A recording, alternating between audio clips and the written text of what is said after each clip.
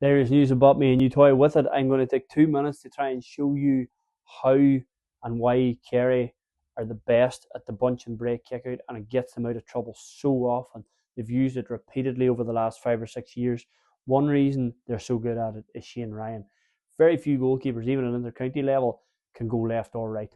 He is absolutely outstanding at going on his weaker foot, and that means that the opposition can be stretched so wide, and that stretch of that zonal press straight away creates so much space in those areas where the margin for error is huge.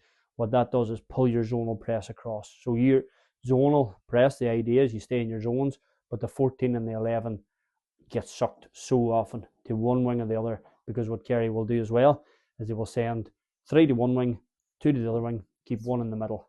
And that means that 14 is automatically, no matter what he tries to do, if he doesn't go, it's 2v1 out there. If he does go, he leaves a big, massive pocket of space down the middle. Kerry are absolutely brilliant at manipulating that. The reason they're brilliant at manipulating that is the identity of their back six and the individual attributes. Paul Murphy and Brian O'Begliak in particular are Shane Ryan's go-to ball. They will so often be the target on this kick out. They're lightning quick, and their first touch is absolutely brilliant. He trusts them the way very few goalkeepers trust defenders. In any county, in any team, he will pop the ball at their feet. He will pop the ball hard at them. He will pop the ball right out into the corner, and should they have to go 60 metres to get it, it is entirely about getting possession of the ball. It doesn't matter how they get it, doesn't matter where they get it.